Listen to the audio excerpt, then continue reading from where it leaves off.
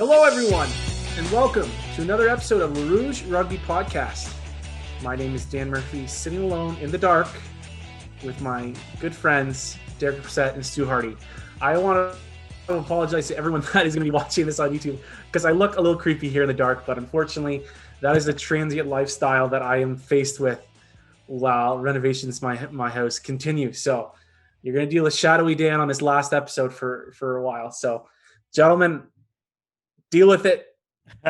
Because you'll have to deal with me for a while.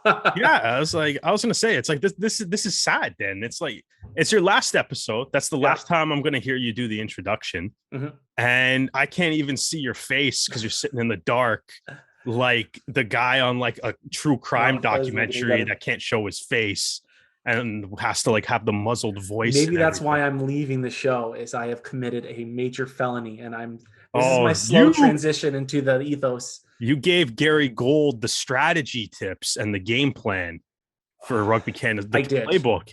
I did. And that's why they lost. You monster. So we don't even need to do an episode now. Everybody blame Dan for why Rugby Canada lost. I'm still expecting, he said I would have tickets to the MLR final for next year.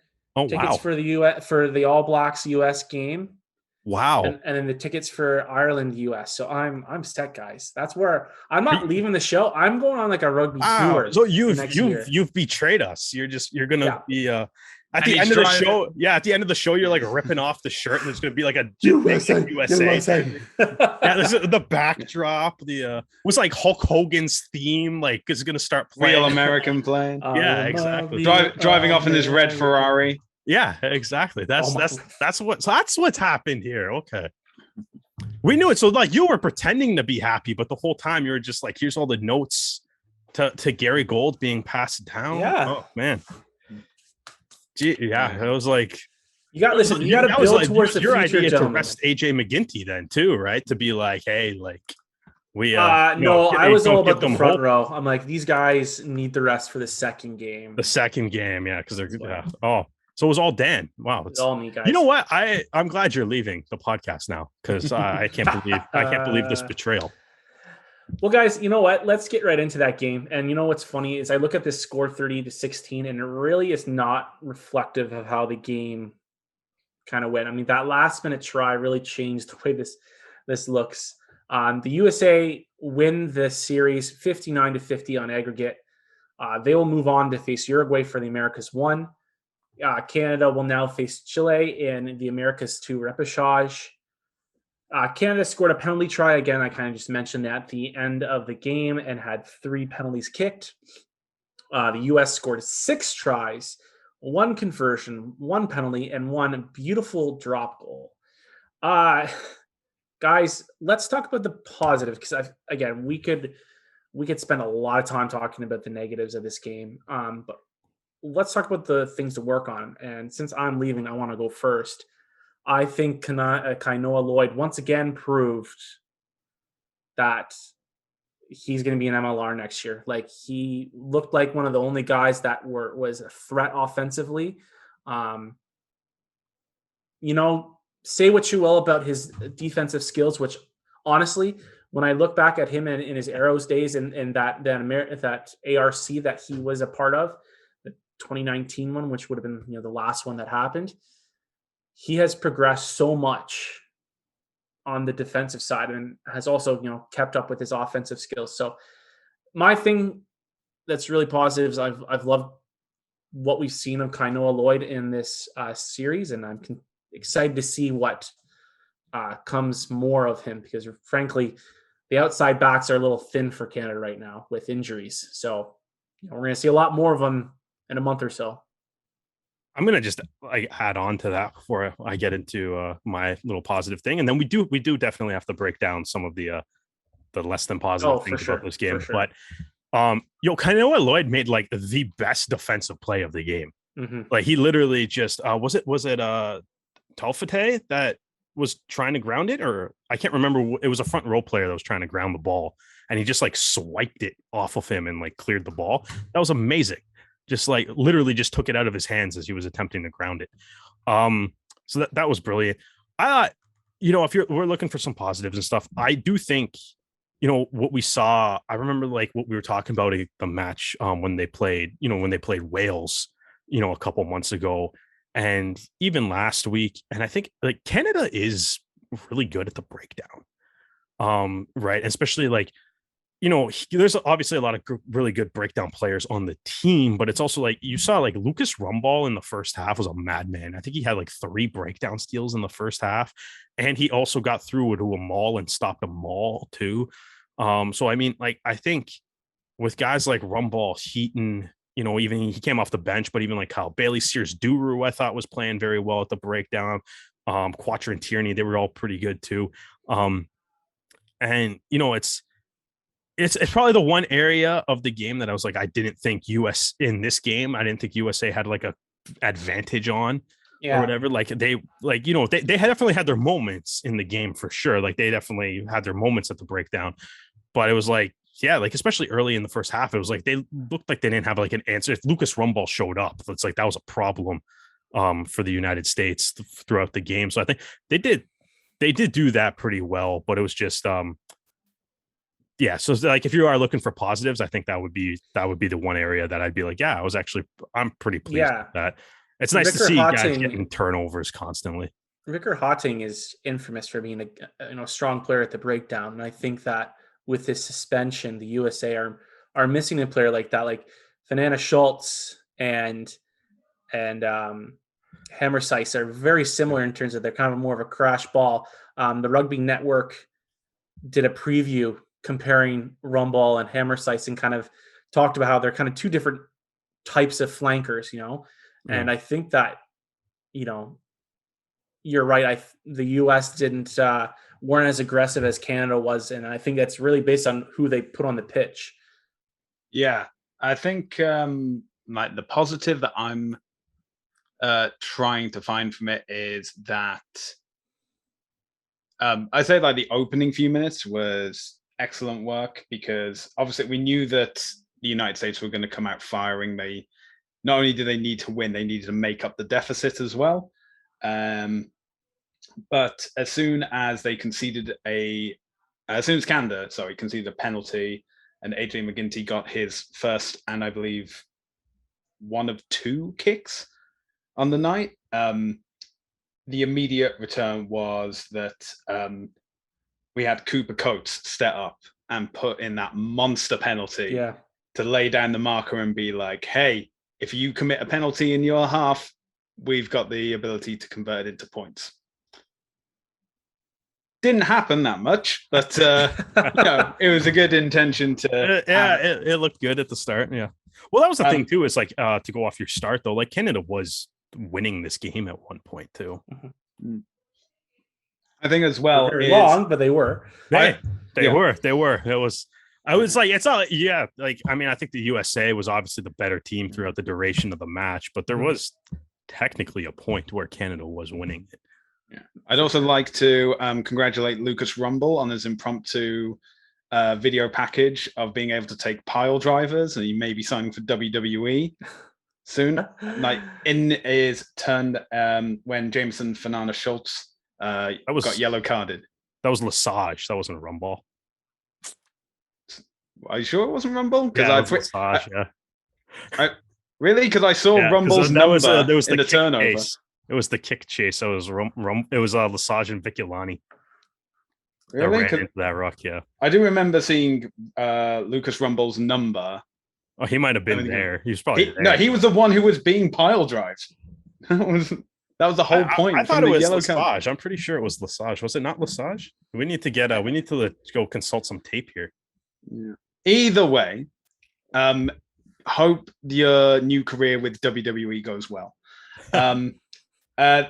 Speaking of Fernanda Schultz, it was pointed out that he received 2 yellow cards but didn't receive the red card. That may impact their ambitions when it comes to playing against Uruguay. At the time of recording, nothing's been announced or confirmed yet, but that can obviously change. Probably by the time it has come out, it's been announced. So knowing our luck. I think there were flashes of the game in St. John's, there was that piecing that was there, but it was like you had all the pieces, but none of the glue, because things just didn't stick together. Like we knew, for example, that the scrum was going to be an issue of concern, which was clearly obvious. And we knew that like as soon as the ball was put in, it had to get to the back. It had to get out as soon as possible. And that happened a few times, but eventually USA were just hitting stronger and faster and being able to turn that ball over as well. So sorry to interrupt. Yeah. I'm looking at Brian Ray's Twitter, and he just says that a Canadian player was suplexed. So the mystery continues on until they can actually watch the game. Look at my Twitter. Okay. Continue on your thought there, Stu. So, I mean, it wasn't just the scrum. The set piece as a whole, especially when it came to like the line out, was hit and miss. It didn't help that the way the camera angle was set up, it looked like every line out wasn't thrown straight.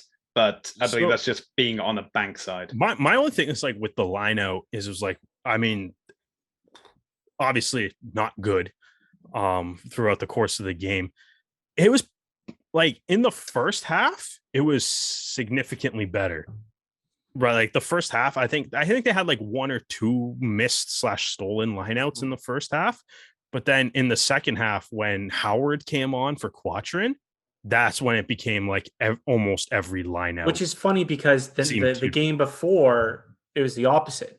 When Howard came on, like he was, and I wonder why. I wonder if that was their thinking, is because he came on almost at halftime. Yeah, I wonder if they're like, okay, we need a little bit more accurate throwing. And I don't know what it was either. Like it was, I mean, yeah, Howard's just, once Howard came on, it was like they could, like Quattrin's, like the lineup when Quattrin was in wasn't perfect either, but it was a lot better. They were at least connecting. And I mean, you know, when you're going up against like Dolan and Savetta, you're gonna like, I mean, not that you should expect them to be stealing the ball from you and stuff, but it's like, I think as a fan, you're kind of like, yeah, okay, like they're probably if they're not stealing, they're definitely going to be disruptive. Yeah, exactly. That is a team that, like, you know, for parts of the Springboks tour, the Lions wouldn't jump. Like the US are going to jump because they have the players that can disrupt. But I think that was part of the thing too, is like in the second half, it was just like, yeah, here Dolan and Savetta were just like having like their way with the Canadian lineout, right? Yeah. Just which, you know, it was, we've kind of talked about how the set piece, especially when you were looking at the matchup with the United States, in both the scrums and in the lineout, was going to be an issue. And it didn't come through in St. John's, where Canada, like even in the game in St. John's, right, it was like USA started with the better set piece, and then as Canada gained momentum and like on way to victory, Canada started to like shift the tide in that set piece too. Connor Keys started stealing American lineouts. The scrum was getting a big push onto the USA scrum, and then that just didn't happen in this game. Right? It was like the USA established the dominance early and then kept like their foot on Canada's throat the whole time. Right. And especially in the like in the first half, when like the first couple lineouts were missed, you could tell like guys like Savetta and Dolan can like smell like the blood in the water there. It's like they know they got, you know, there's times it's like they know they got you beat, right? So it's it just kind of became tough. And it was like, you know, I think Canada tried a couple times, like, let's throw over the line out and stuff. And it was like, well, even those weren't connecting, or they were going to deck, and then it would be kind of sloppy, even if it got recovered or something. It wasn't, they couldn't use it to establish like a clean platform to attack. Yeah. For me, what frustrated me was just wasn't, when Canada had opportunities in the USA's half, the killer instinct just wasn't there. You know, there was a, pardon me, or a box. That was so frustrating to watch. And there were many discussions about that on Twitter. But for me, it was like, there's plays like Ross Brody threw a pass forward coming off of a set piece. There was another play where Lloyd passed the ball to Coates, and Coates just didn't catch it. Dropped it. Dropped it. There was a play Trying to find it, that like there was great set piece play, and they they're turning the ball, and Sears drew and made a pass to Tierney, and Tierney knocked it on, and the ball was just there's the other one too, like in the I think it was the 68th, 69th, 70th minute, somewhere in that area, where they actually started working the ball through the hands, and like they got the numbers out wide, and it was a forward pass from Howard to Lloyd that ended that. But Lloyd had no one in front of him, and it's another would have been a try. But that was that's it. Those are those little details. Yeah, the little details. I think I was just gonna say that's what Lucas Rumball highlighted in his like post-match interview too, was just like, there was just a lot of like individual errors, like those little things that are like the dropped balls, a forward pass, the like being offside, not to single anybody out because everybody had a mistake somewhere, but like you do think of things like the kick going out on the full, or like the overthrown missed lineouts, right? You kind of do, right? And it's like I don't mean to, like, in saying that, I don't mean to like pick on Nelson or Howard, because that's like they just happen to be the guy that's their job, is to throw the line out, or that's their job to do the kickoff. But it is like those mistakes.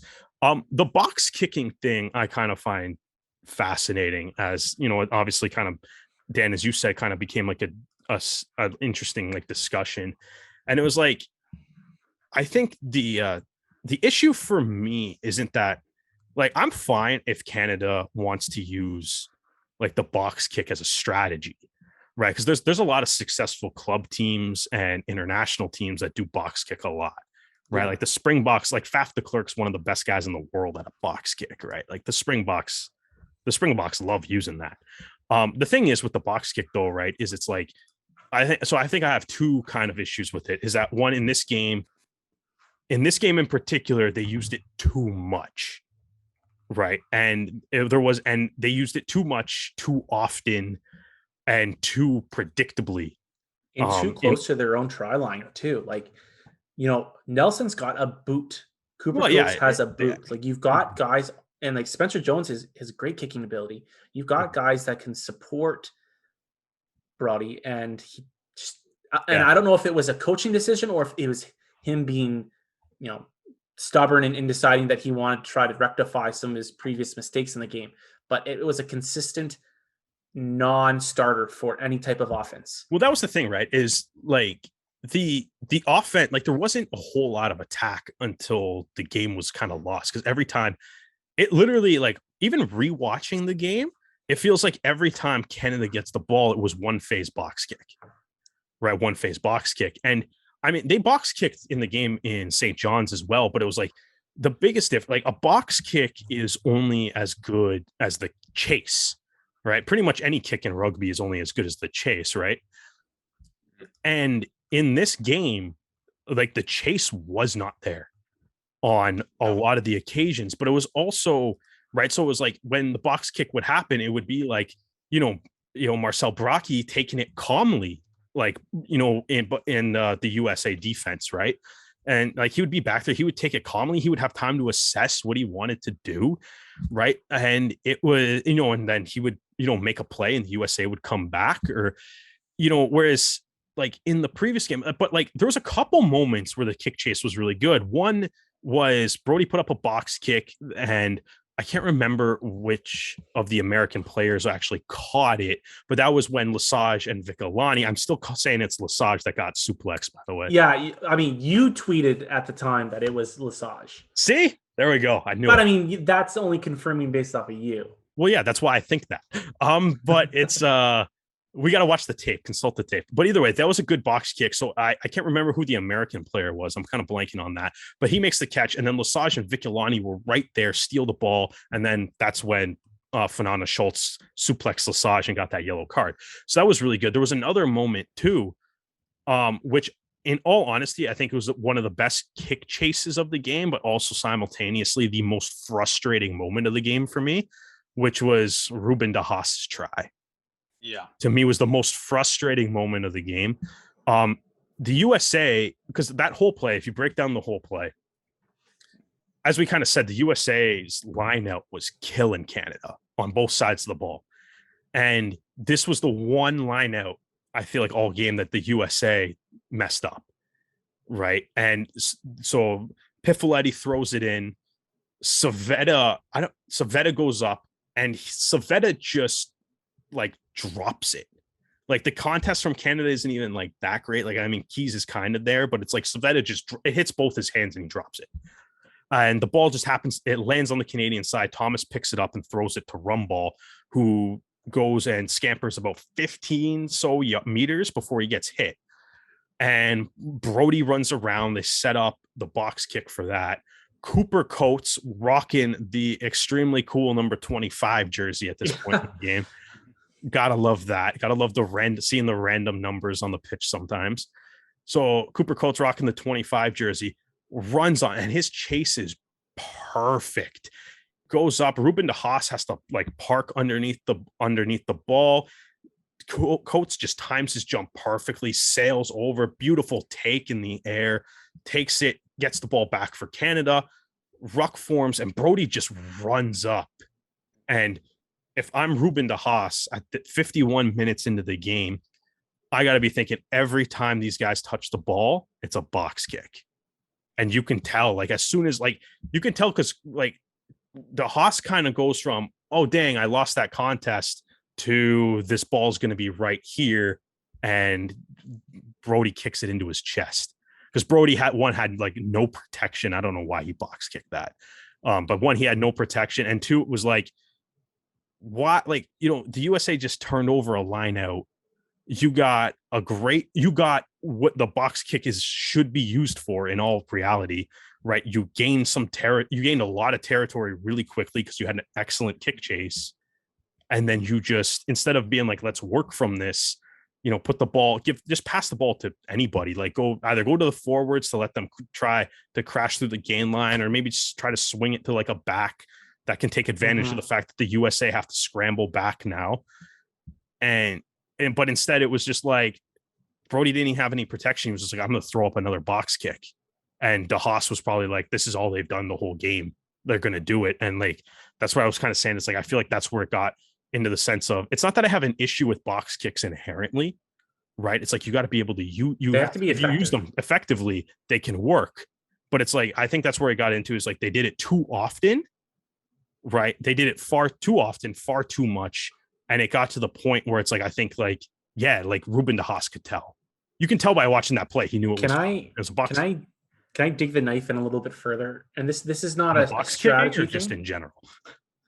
This is not a strategy thing. This is kind of this is a purely emotional fan feeling. And I'm lucky enough this year at a new school to be working with a Peterborough rugby like legend, Mr. Ed Holton. Him and I were talking about the game on yesterday, and the poor guy, like, he has been watching Canadian rugby for decades, right? And where our yard is, there's just kind of this hill that kind of goes down into the soccer pitch. And he starts walking down the hill, and he turns around and looks at me. He's like, you know, this game was an opportunity to win back fans that have been so disheartened by what's going on with Rugby Canada. Like, this was their opportunity to be like, we know you guys have had a tough time and we're here for you. And listen, I understand that, like, the players can't own that. Like, the players can't own the organizational screw ups, but they are also like, they also need to bear the fact that was not a good game, and that fans were looking forward to. They gave them hope, and then they kind of just threw it in the dirt with that performance. And you know what?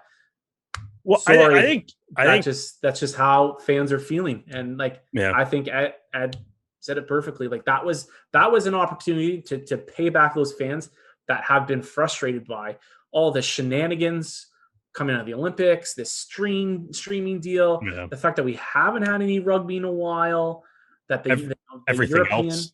that COVID's been ruining everything, that the European tests weren't a good showing for Canada. Like, this was the chance. And it just slipped away. Like, the fact that like they won by like 5, or by like, what was it? By 9. Like, come on. Yeah. I think like that's I think I get what you're saying too, because it's like I think, you know, the gaming in St. John's, I think, was one of like probably what Rugby Canada needed the most, because I think I agree with you, Dan. I think it was like we've talked about it. It's like there's certainly like an air of frustration from the Rugby Canada fan base right now, and that win in St. John's, which was like, I don't know, one of the best games Canada's played in like 4 or 5 years, maybe. Like, like, right. And it was like, right. And it was like, you could go from it. It was like, everybody went, you can see like the online Twitter, like online, and like, you know, regardless of what social media site you're on, but it was all, I thought like one of the funniest things that I thought was everyone's being like, you know, it's like, you know, this premier sports deal is a disgrace, to I'm so happy I paid for that because that game was amazing, right? And then people being like, "Oh damn!" Like I gotta, and then people being like, "Oh damn!" I guess I have to pay for this. I want to watch the like replay of it because it was a good game or whatever. And then, but then, and then it's just you go back to this game now, and it's like, and the frustration I think from the fan base certainly kind of came out again. And like you said, Dan, it's not that it's like not deserved, because it's like that was ultimately that was a bad game. But I think though the underlying thing to me, and you guys can let me know if you feel differently or you feel the same way. I'd like to hear your thoughts on this. Is I think we can all agree that this game in Glendale ultimately was terrible. Mm-hmm. I think that's a fair thing to say, right? I think it's fair. Yeah, that's fair.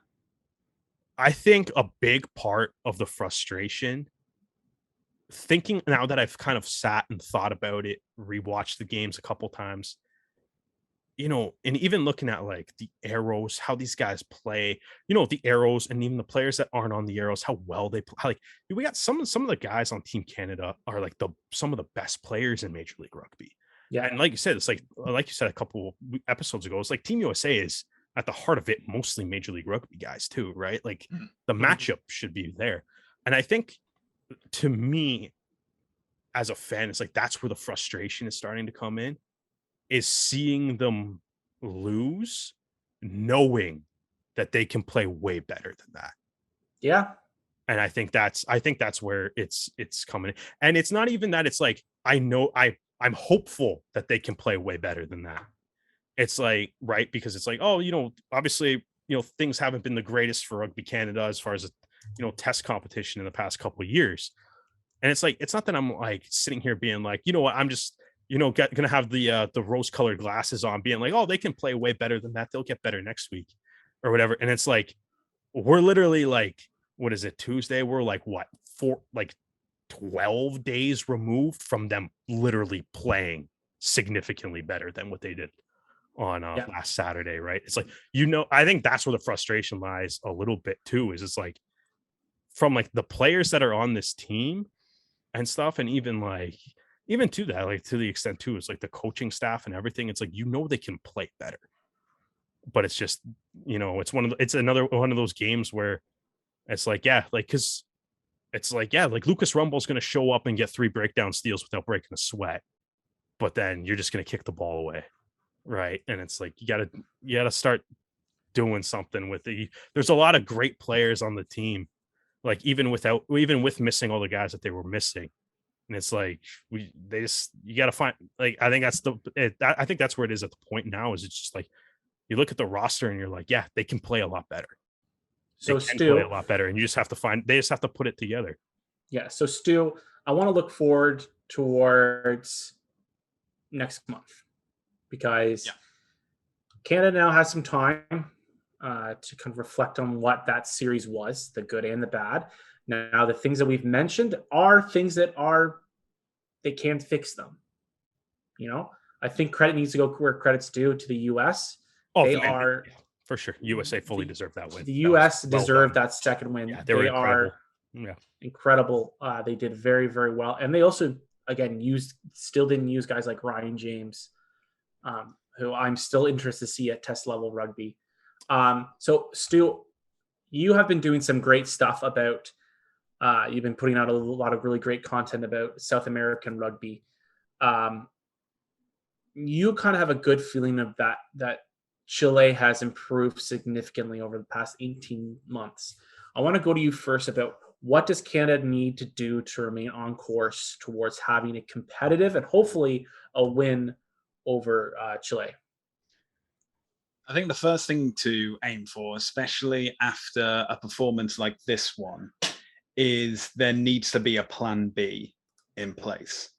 There needs to be a basis, and it could just be like a very simple plan of, lads, you need to keep your head calm. You need to stop making the individual errors. You need to not be focused on making up for your personal mistakes, but focus on what the team needs. So you're not making the errors that others are then able to capitalize on. So, you're not doing any forward passes. You're not keeping the ball when you need to offload. You're not kicking away when you need to wait for a forward to come in to provide a blocker.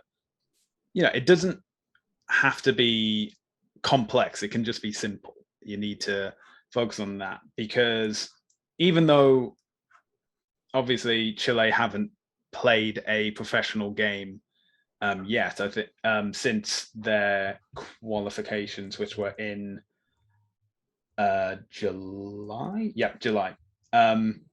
They will be playing against Argentina 15 as a bit of a warm-up these next couple of weeks. So they'll be, dusting off the cobwebs, so they won't have that excuse either. And yeah, the Chile that they will be facing will not be the same Chile from 2018 and 2019, in which Canada just shipped a ton of points against them. You're telling me it isn't going to be 56-0 with Kainoa Lloyd scoring 12 tries? And 12 times that, yeah. 12 times that, that's a minimum of 60 points. I don't know. Oh, I guess my math on how many tries he actually scored in the previous encounters. I believe he got a hat trick. I think I can give him that. I remember that. All right. But so let's look at the advantages they have. The first game will be in Victoria, where I imagine the majority of the team are already in preparation for this second phase of qualification. So not flying into St. John's or anything like that. You're in like a home location, to put it that way. Your familiar surroundings, familiar crowd. It's going to be, again, an all Canadian partisan crowd, hopefully, cheering you on. So you have them behind you as well. So yeah, I've said I'm treating Chile with caution. This could easily be a series that I hope by mid-October I'm saying, well, that was easy, 140 on aggregate. Wow. But I'm trying to keep my expectations for sure low, so that my joy will be greater as a result. And you know what? I think we got to remind ourselves that, Chile has had a team in SLAR. They have had a centralized program since 2019, I believe.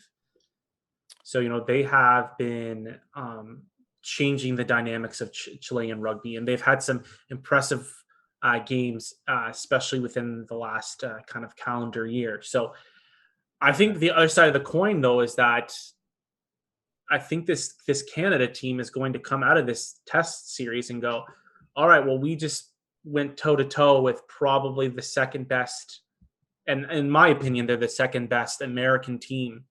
It goes Argentina, US, Uruguay to me, right? I do think the US will take care of Uruguay. I think that's how they stack up in the official world rankings. I think so. Well, I'm just looking at the rankings now, because Uruguay did slip above the US after their loss to Canada. So, but I'm sure maybe US's victory has now put them ahead by 0.1 point. There you go. So they're on top, baby. Dude, that USA Uruguay series gonna be awesome. Yeah. That's gonna be awesome. So. And you know what? I really think that Canada is going to learn things from this. And again, there are still pieces that are still learning to play. Not, I mean, we started 2 sevens players. Like like there are still guys learning things, and this is still a relatively young national team. Yep. Like, so they're going to learn from this stuff. We're not a seasoned veteran team anymore. That's that cycle, and we're going to talk about the cycles of rugby players later on in the show. That's over. So I expect a more learned Canada, and hopefully I can just enjoy it just as a fan and cheer Canada on to another series win. Yeah, you don't have to take notes anymore on the games. No, I just enjoy it. Yeah. All right, guys. Well, I did want to add, I guess, maybe kind of add one thing. It's like, as you said, it's like Chile's good. You can't like overlook them. They gave Uruguay a really good run for their money earlier this year. They had Escobar got held up on the line in like the 80th minute, which if he managed to dot that ball down, it could have been, Chile could have been, playing the United States right now or something, right? So that could have been interesting. I do, but like I think the big things is like you kind of look at this game and it's like I think what I would want to see is like obviously the line out, work on that a little bit. Mm-hmm. Gain some confidence with the ball in hand as well. Like that's like, because I think there was that, like I said, we talked about that one play with that ended with the forward pass from Howard to Lloyd.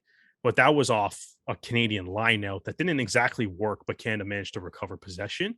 And they, instead of, kicking it away or just going to the forwards, they gave the ball to the backs. And you could see like how fast they opened up a hole in the US defense when they decided to work the ball through the hand. They just couldn't connect on the final pass. So it's like, I would like to see a little bit more of that. I don't hate the box kicking, but maybe tone it down a little bit.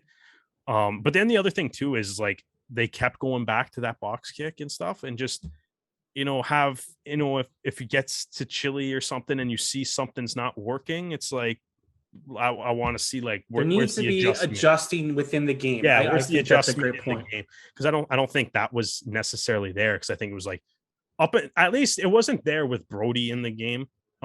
It kind of, like I said, it's like a little bit of they had like a little bit more time ball in hand when Higgins kind of came in and wasn't box kicking at every ruck, but that's the thing I would like to kind of see is like, because in a game like this, it was like at one point it's like, okay, at what point does the box kicking kind of turn into feeling like you're just giving the ball away, right? And it's like if it's not working, try something else. But that would kind of be it. Ultimately though, like I mean, I know Chile has improved, but the success that Canada has had against them, I think, should give you a lot of confidence in them. You can't look past Chile, certainly. Don't take them lightly, but I don't see why Canada can't be like confident going into this game. And hopefully, hopefully they do well, and then hopefully we can be talking about either probably Canada Uruguay or Canada USA later on.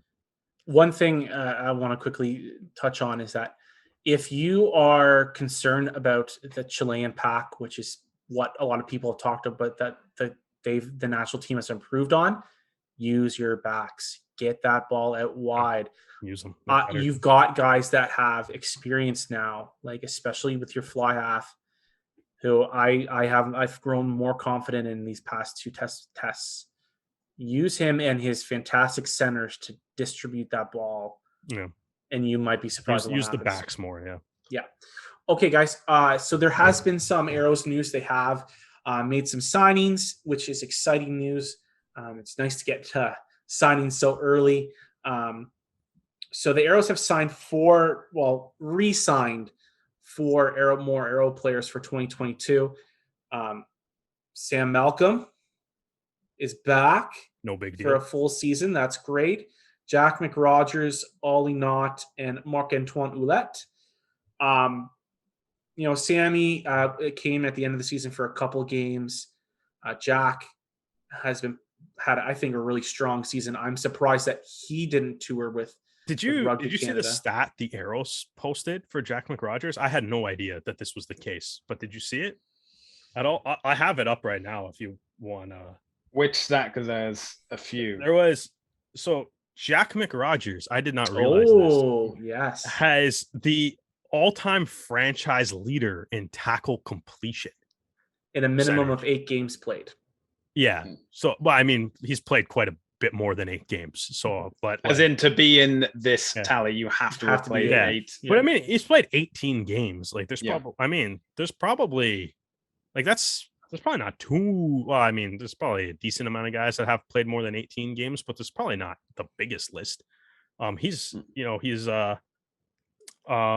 like, yeah, like that's impressive. I had no idea that it says he's only missed 5 tackles in his 18 career games. Yeah, which is really good. I mean, even if you are coming in off the bench, that is an impressive little stat. 22 years old. I think that that it was a shame that he didn't go with Canada. I understand that the European tours, but for him not to be involved with this current Rugby Canada group, I think is a shame. Ollie Knott's a great story. I really enjoyed watching him at the World 10 series. I think that he played really well there, and then was able to kind of play himself into an MLR, medical joker deal. 88.5 tackle percentage. So, no slump himself. 51 carry meters carried on 15 carries, 49 ruck arrivals. It's good. In 3 games. 4 line out takes and 3 broken tackles. So, he's already got 2 caps for Canada. Kind of coming out of the rugby wilderness. And I think that we're going to be seeing in the next couple months who will be coming back and who's not. So it's good to see Ollie earn himself a contract with the Arrows. Marc-Antoine Ouellette is an interesting case for the Arrows. He's the crossover athlete from the University of Laval.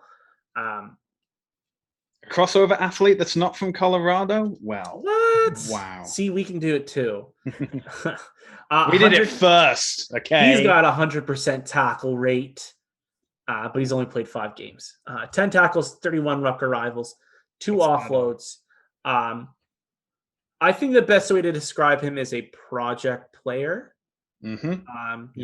Definitely, I think needs to get more comfortable with the game, but he made some really strong plays near the end of the season. And you know what? We saw what not having enough props was like this year. So it's never a bad thing to not have you never have too many front row players. Exactly. I like Marc-Antoine Ouellette, man. I mean, like you said, he was, coming over from the Laval Rouge, which is like one of the best football programs that we have in our country.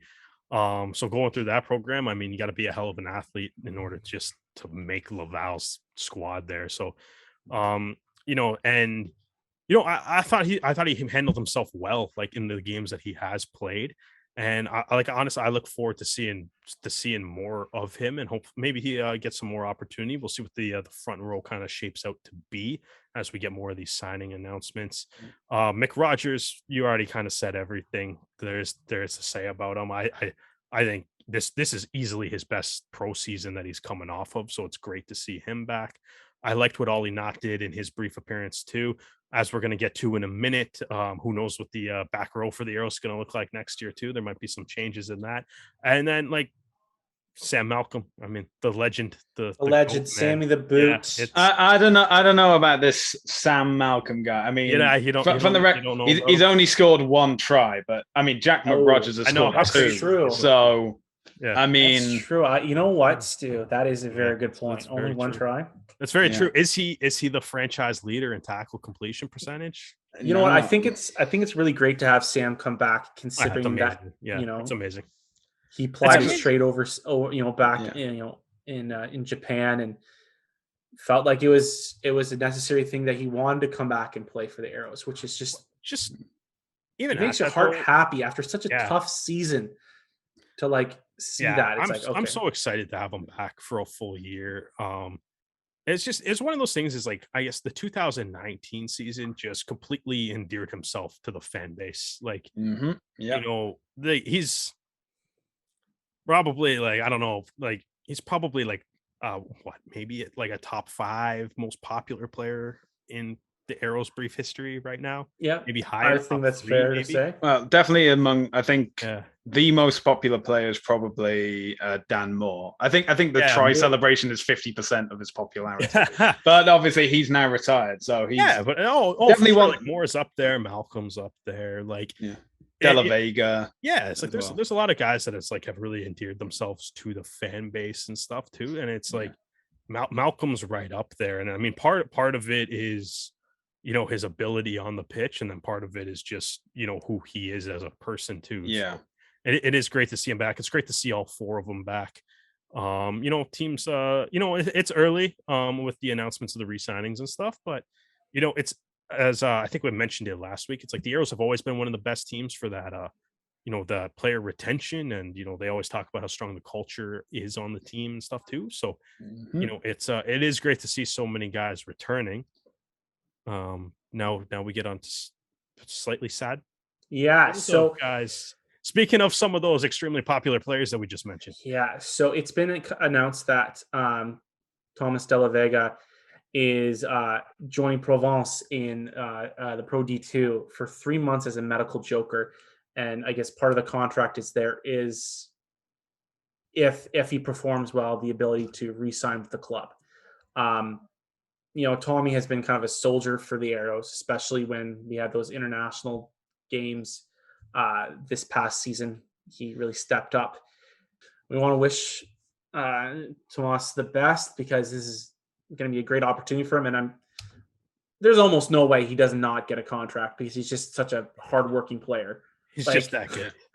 He is that good. Like I wouldn't be it's like I would love to see him back in an Arrows jersey, especially it's only a 3-month contract, so maybe. But I mean, Brian Ray even made the point in his write-up about it that like Argentina will be playing test matches in Europe, and like Thomas De La Vega has been playing so well, and with some teams not being willing to give up some of their players, like maybe Doss, he's just a Puma. Keep your phone close to you in case Los Pumas and especially with the Pumas' current scoring record as of late, maybe you need to have the veteran experience come in. Yeah, exactly.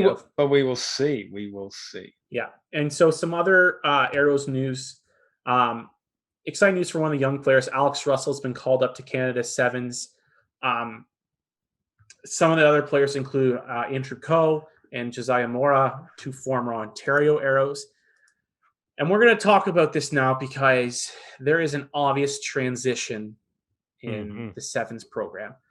If you look at the roster, Phil Berna, Jake Thiel, Matt Oru from the Pride, Nicholas Allen, Alex Russell, Kieran Breen, Jack Carson, Matthew Persillier, Bringing Prevost, Josiah Mora, Andrew Coe, Elias Ergas, Anton Nubogo.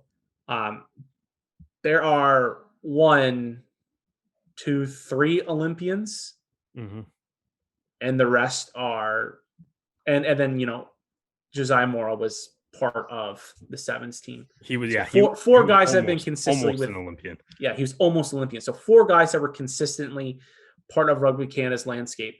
The other 9 are fresh faces. The women's team too has a very, like, on the opposite, like, just to kind of add on to that, the women's team that was announced for these, the 2 7 series that are coming up here, like, was also like very young as well. So it's definitely maybe a little bit of the turning the page seems to be happening here. And that kind of goes into our other news that there has been a slew of retirement posts, almost to the point where like we kind of had to like stop kind of running a post for almost every guy and just wait until we recorded, because we already knew that it's probably easier to name the players that haven't retired from the at this point. They're just dropping like flies. But no, Nathan Hirayama, Connor Braid, Justin Douglas are announced their retirement within the last week, joining Connor Trainer, who we've spoke about previously. Let's talk about Connor Braid and Justin Douglas first before we talk about Mr. Hirayama.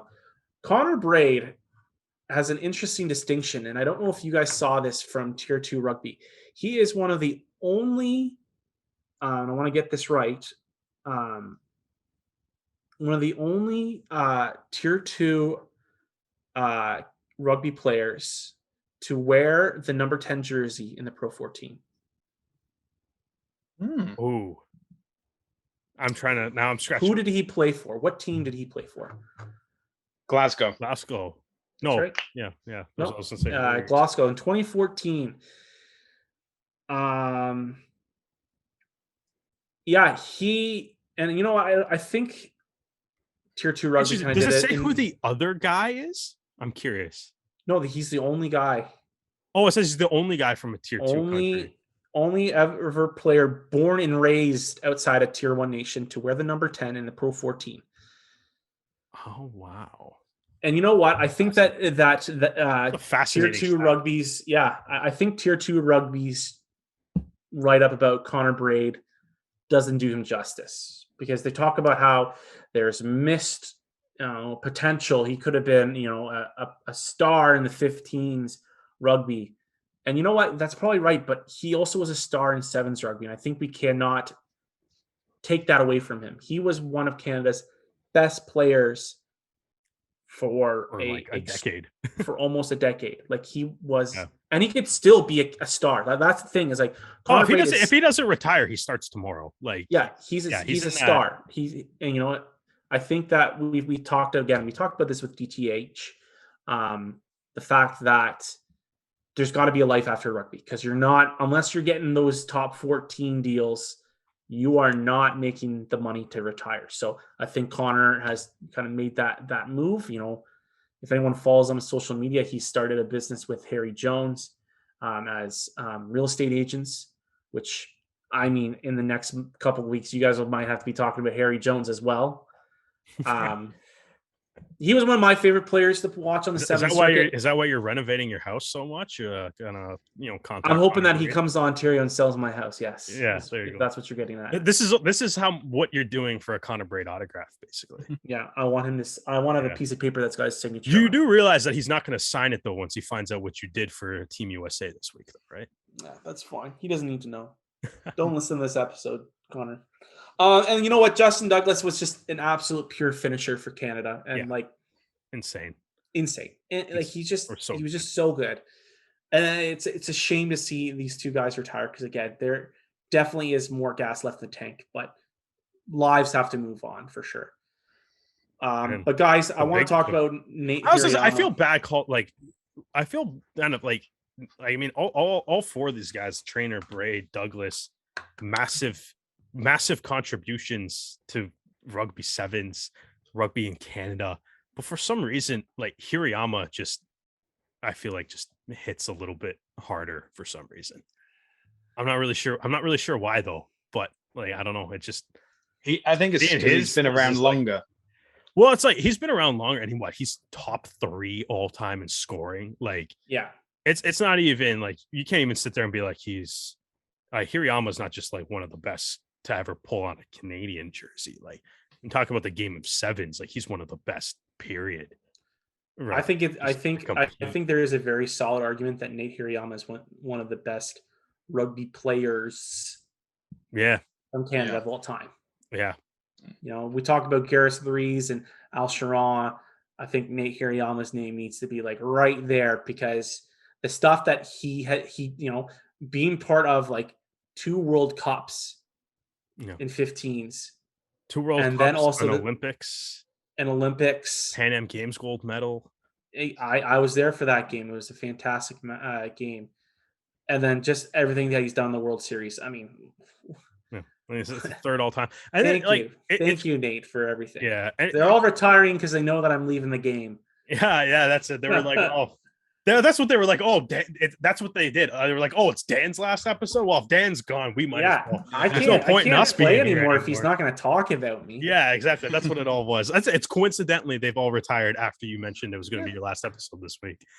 But even like how cool, like Nate Hirayama too. Like, I mean, I think it kind of shows his impact as well, just on like the Canadian sports world, that he was named the flag bearer for the Olympics too, which is a super cool thing that he can say that he did. to end his career on, represent Canada at the Olympics, be the flag bearer. You know, we saw all the images of when they found out that they were going to the quarterfinals, how much it meant to those guys to be able to just to compete for a medal at those games.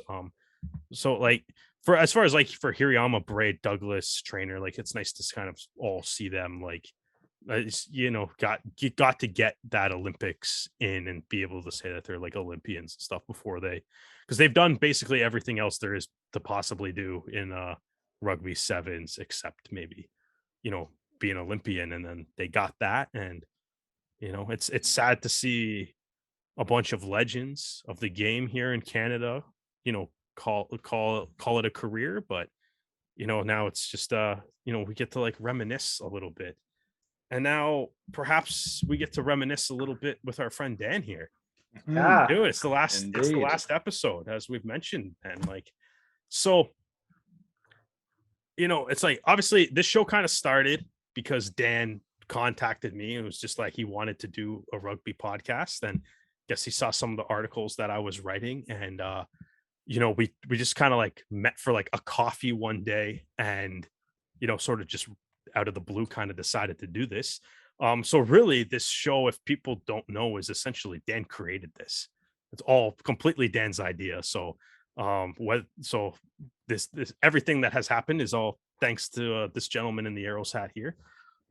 So like Dan, I gotta say before we kind of get into some of the fun reminiscing random stuff, thank you for sending that DM and getting this started.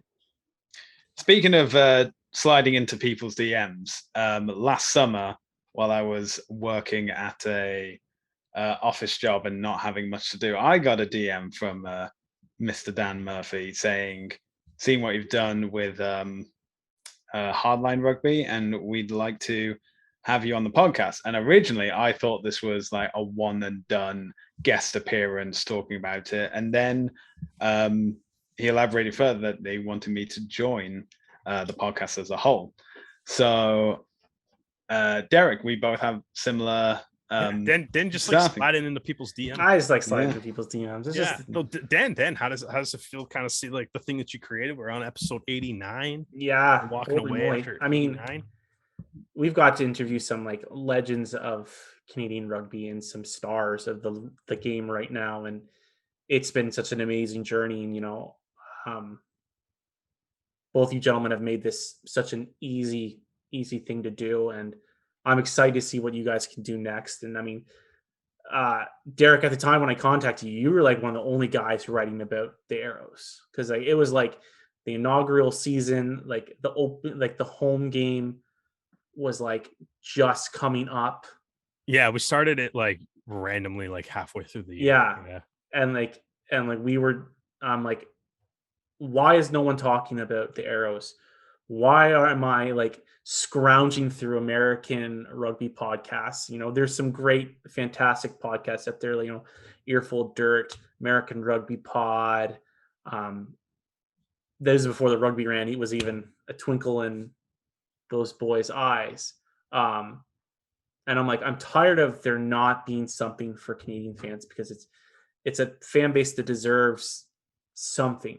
And having sat down and talked with them, it's been an amazing experience. And much like this podcast, my life has now changed. Family has changed, situations have changed. So I'm excited to come back and when things are a little bit less chaotic and join the boys and chat. But I'm also excited to just sit down I'm excited to have the notification pop up on my phone that there's a new Rouge Rugby podcast available for me to listen to.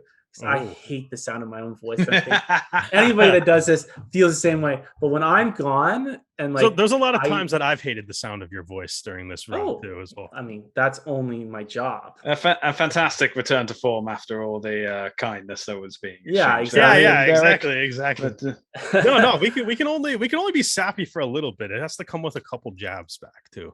But yeah, like when I'm gone for whatever reason, to hear you guys just do an episode on yourself, like there was like, I think what episode had made me realize that, I think it was the episode post the England Canada game. And I'm like, yeah, this is going to be a great show because like you guys were so honest and you guys, it was so good. And I'm so looking forward to what comes next for Le Rouge Rugby.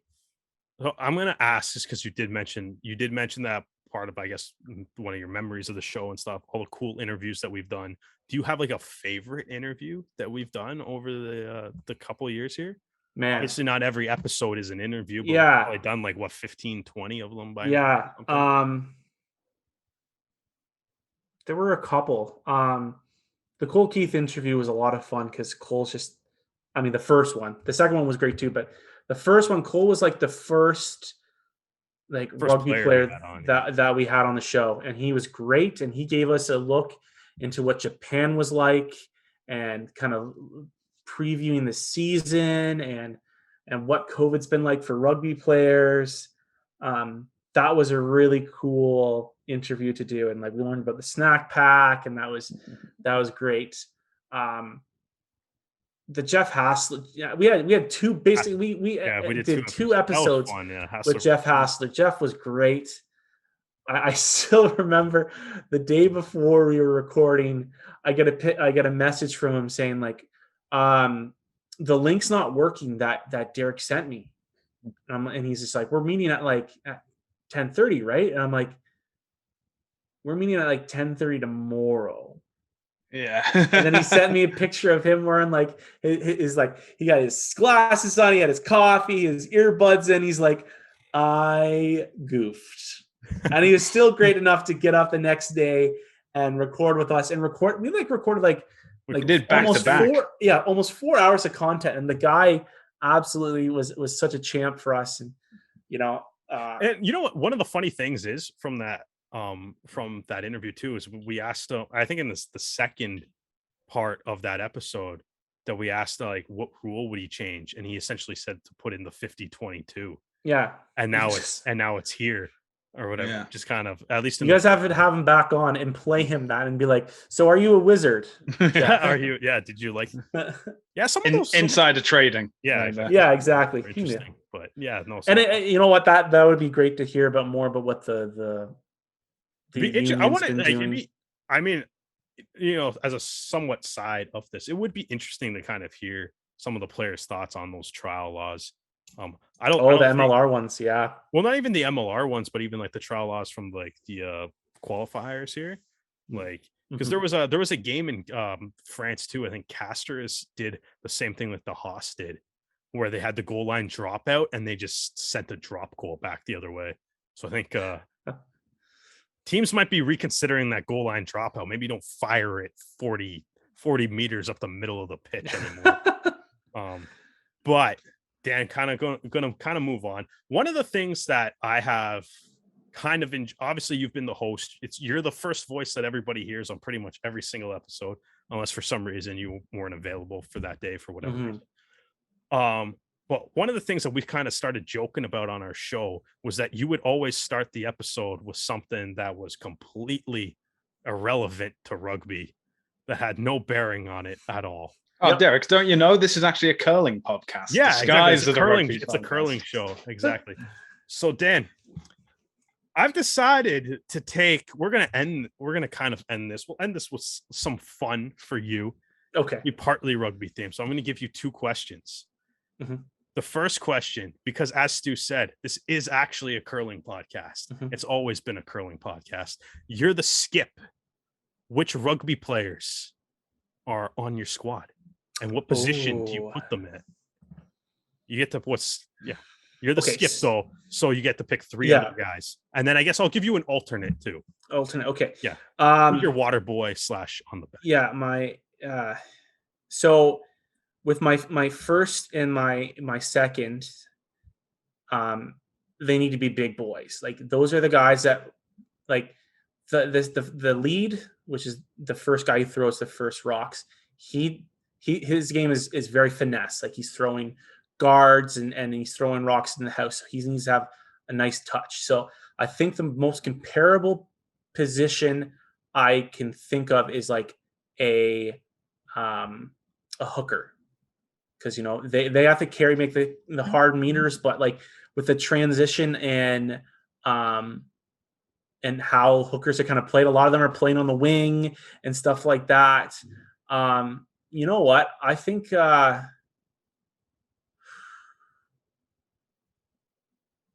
might be showing my U.S. bias, but your U.S. bias. When are you biased for the U.S.? No, like because you're working for Gary Gold now, right? I forgot. I'm gonna pick Dylan Fawcett. Dylan Fawcett's going to be my lead because he's got. Yeah, no, this is a good thing that Dan's leaving because he's apparently American. He's just been hiding it the whole time. But sure. he's got the finesse and also the muscle. Right, so my second, you got the butcher up front. Okay, you got the butcher up front, and my second, he is again. Those two guys sweep the most rocks, so they're almost guaranteed to be front row players. So you know what? I have a feeling that Cole Keith has been on a curling sheet once or twice in his life, so he's going to be my second. He's going to be my like the leads are the ones that are throwing bombs down the ice. So I'll take Cole Keith as my second. All right.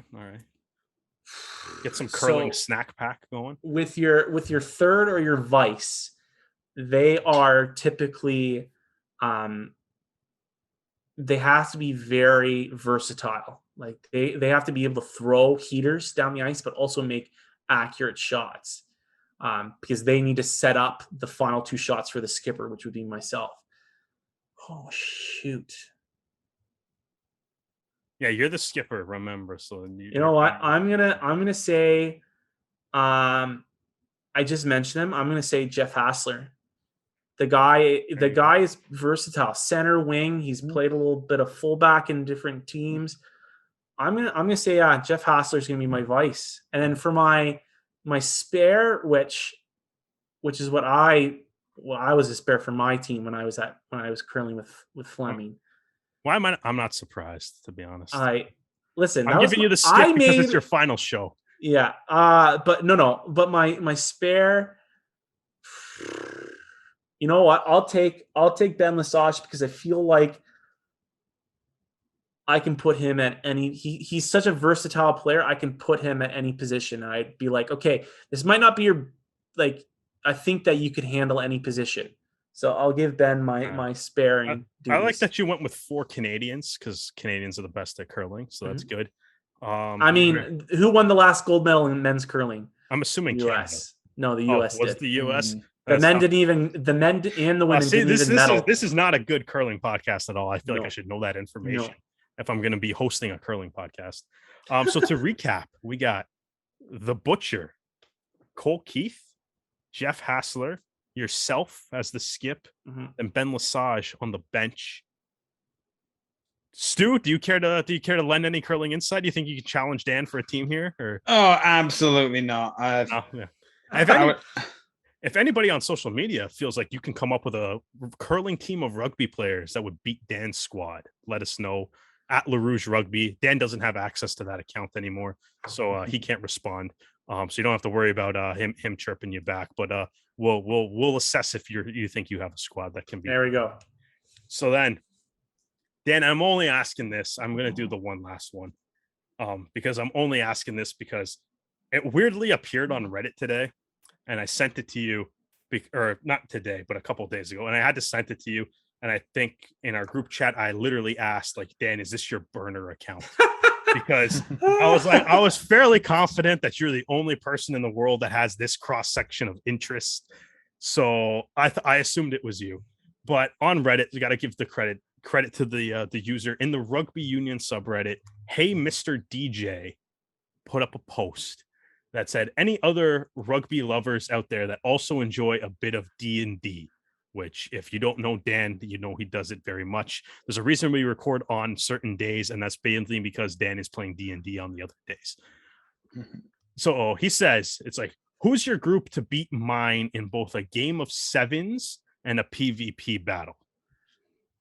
So this, hey, Mr. DJ suggested Jamie Roberts as a Dragonborn cleric, Sebastian Chabal as a dwarf barbarian, which is absolutely perfect.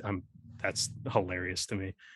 Peter Steph Dutois as a half-orc fighter, Faf de Klerk as a gnome rogue, which is also awesome. This is also like so on yeah, point. which is the most accurate thing. There's a subclass of rogue called swashbuckler, and I'm like, well, that's what Faf de Klerk is. He's a pirate. He's basically a pirate. Exactly. That's exactly what it is. And then Quade Cooper as an elf warlock, Bowden Barrett as a human wizard, which also I feel like makes a lot of sense. But then he said Israel Folau as a human paladin. I think that's a joke because of his religious beliefs. Oh my god, I didn't even that. Wow. Yeah. Okay, that's funny. I was like, oh man, why would you pick Folau? I don't understand that. But that makes sense. Kind of making fun of him. All right, so Dan, I gotta give it to you, man. It's like, who is what is your rugby D&D party class race? And I guess you have to beat Hey Mr. DJ squad here. Yeah. I don't know if you do, but again, I try to sprinkle in a couple of Canadian players because again, why wouldn't I? Yeah. But I'm going to start with my muscle. I've got a Goliath Barbarian. Eben Elizabeth. That's big. Yeah. Big muscle. Eben Elizabeth. He is 6'8", 270 pounds. Which is very small for a Goliath, by the way. Which is small for a Goliath, but I mean, when you're that is the closest comparable I can get to a Goliath in normal life. All we have to do is shave him and paint him gray and give him some cool like tattoos, and he's a Goliath. And you know what? He gets so fired up in some like when a game matters, and Eben is at his best. He's fired up, and like that. If that's not a barbarian, I don't know what is. No, and he's got the hands for sevens. So, well, it's fine. He's going to murder people. It's fine. Yeah. So, okay. So for my next player / rugby player, I picked a Dragonborn Warlock. Guys, they talk about how scrummaging is the dark arts. And right. I once again picked someone I've mentioned previously in Cole Keith as my Dragonborn Warlock. Dragonborn Warlock. Tough player. Has had to make not only a major transition within a season, but on the test level, switching from one side of the scrum to the other. So I think someone that can play both sides of the scrum and at MLR level, and then is now doing it at the test level. I mean, that's just dark arts right there. Like that's. I'm going to admit, when you said Dragonborn Warlock, I thought you meant a Welsh-born player.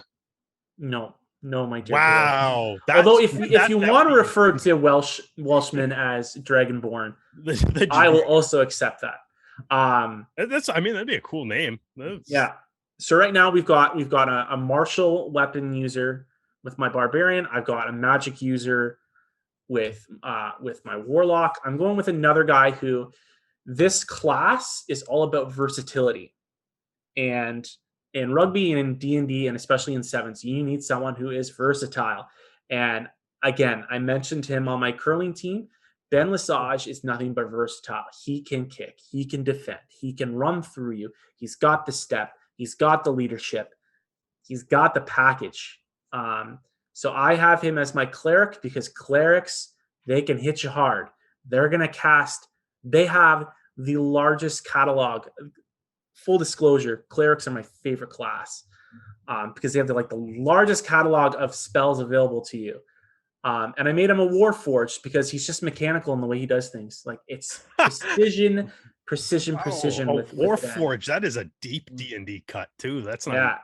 So just to prove that Dan is not a casual D&D fan, Dan should actually have a D&D podcast probably instead of a rugby one. But oh boy, I don't know.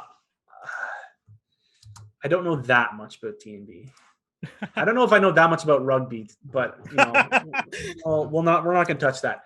Okay, so for my next player, so there's been a lot of debate about I know a lot of people picked Finn Russell. I'm going to pick Finn Russell because the guy can do things on the rugby pitch that is so impressive. But I think that there's been a mistake in the class that's been given to him. A lot of people are giving the wizard. But I think I put him as my half elf sorcerer, because a lot of what the magic that comes from a sorcerer is, it comes like either from within, or like something gives you that power. It's a little bit more natural than a wizard who just learns it.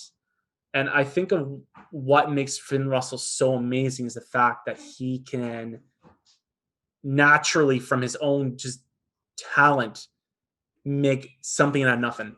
I think of like just this amazing play that I keep on seeing on like TikTok and Instagram. It's a reel of him just like kicking the ball himself, running through Munster's defensive line, picking the ball up and scoring a try. And that was all on him, natural talent. So that's what I want out of Finn Russell, is I want him to use that talent on the sevens pitch. And then I also want him to cast Fireball on my. You have a very magic heavy party right now. Well, just wait a second. Oh, okay. I gotta wait. Okay, all right.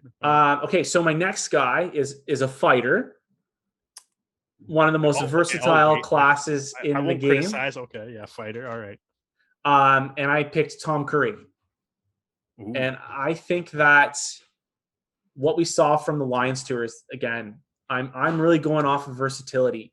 Tom is aggressive. He's so strong at the breakdown. He's a strong ball carrier. He even, dabbles in some lineouts sometimes. Like, the guy can do a lot and can do no wrong.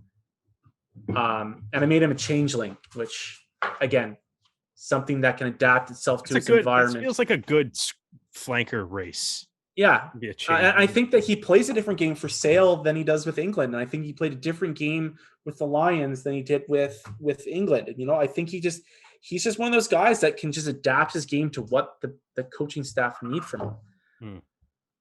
And then my last guy, one of my other favorite classes is a druid. And again, with druids, I'm preaching versatility. They can do so much for your party. And then I picked a guy who's one of my favorite players to watch, Togburn. That guy can do so much for your team. You need him at loose. You need him on a flanker. Okay. You need him at lock. Okay. You need him to be an impact player coming off the bench. Okay. He's great in the lineout. He's great at the breakdown. He's a giraffe running through your defensive line. Forest, though, because that's a key element of a druid.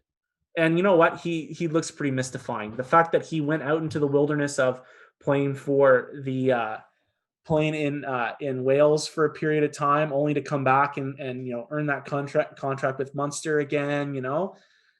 I think he's pretty damn mysterious. So I'm giving him my last spot. So that's 1, 2, 3, 4, 5, 6 guys. I think that's a pretty solid lineup. I'm not gonna lie to you, I forgot about the 7 side of it. So Cole Keith might be, a little lacking on the sevens aspect of it, but I feel like a Dragonborn though might have the speed. Oh yeah, they'll catch up. And I feel like Dragonborns are used to being big, man. They still have this. Yeah, I had two that I was like, I didn't do a whole party, but I was like, you know what? I've played D&D. This could be fun to come on. I got 2. 1, Lucas Rumball. I don't even know what race to assign him, but he's a rogue. Oh yeah. I'm just just human rogue. I just want to put Lucas Rumball in D&D. We'll go human rogue for that.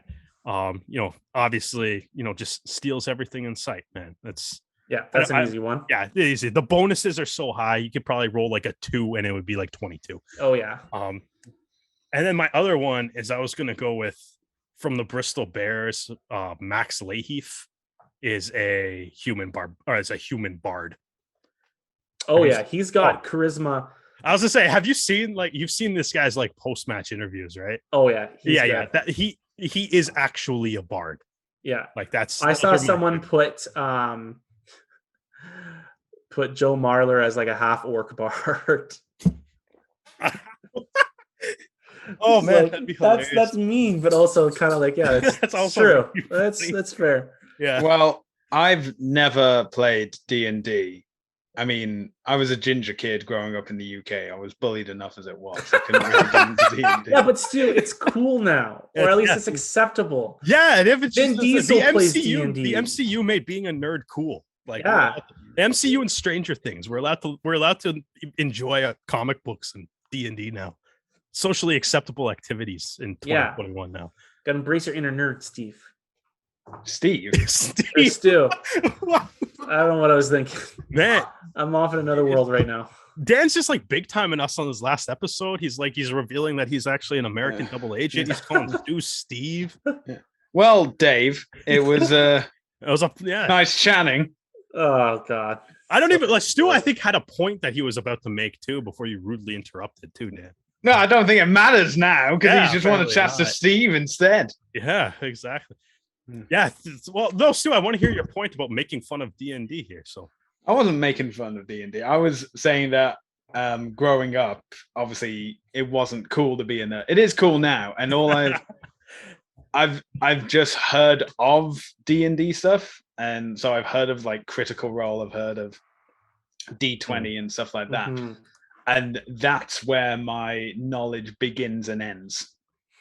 Critical Role is fun, actually. I really like. I love Critical Role. I'm a huge Critical Role fan. Dimension 20 is great. I mean, you have they're kind of behind a subscription wall, so you can only watch so much of it on YouTube. But yeah, Critical Role, big fan, love it all. I absorb it all. It's like I got started with that, and honestly, with rugby and D&D actually kind of started at the same time as when my daughter was born. I was looking for like content to absorb when I was, holding her, wrapping her up while she was napping. It was like, what can I watch that, and those two things kind of just grew together at the same time. So that's what it should be if the MLR this year, if they're going to do another like off season thing. Instead of playing a video game, they should play Dungeons and Dragons. MLR D&D. I love the idea. Yeah, there we go. Do like the Eastern Conference versus Western Conference, and then just be like the last guy standing on the quest is the champion. Oh, I like this. We should do MLR creative team. I am willing to DM anything. So hit me up. I'll come out of media retirement. There you go. Oh, so see, there we go. We could have kept you around. Apparently, we could have kept Dan around by having a D&D American rugby podcast. There you go. Well, gentlemen, the time has come for us to end this show. And I want to thank you guys. I want to thank guys like Brock Smith, who has just been amazing to us and amazing to help push this show along. Folks like Bill Webb, Brian Ray, Aaron Castro have been guests on the show and also have helped us along the way as well. So I want to thank all of you for helping us grow the show. And I'm excited to see what these two gentlemen have up their sleeves in the coming months. I'm still going to make you do the social stuff. You're still working. You're on the clock still, Dan. You have to finish up strong, man. No. I'll do it for this week and then I'm done. Yeah, no, exactly. No, I mean, like you have to like say the social channels, not post things. Oh, you still have to end with that. You're not done your hosting duties yet. You still have to mention. If you want to listen to more, yes, you still have to. All right, I got you. Look, you're still on the clock right now, okay, Dan. Right. You're not. This isn't the last. You don't get to slack off on your last day of work. Man, you do not know me then. All right, if you want to listen to more of the Rouge Rugby podcast, please follow the boys on social media at Rouge Rugby, Facebook, Twitter, Instagram. Send us emails at rougerugbypodcast@gmail.com. If you have any questions, what do you want these two to talk about? Who do you want them to talk to? Do you like it being on YouTube? Maybe you have some suggestions that they haven't thought of. Let us know, let them know, and I'm sure that the future is looking bright, not only for these two gentlemen, but hopefully for Canadian rugby. Bye, Dan.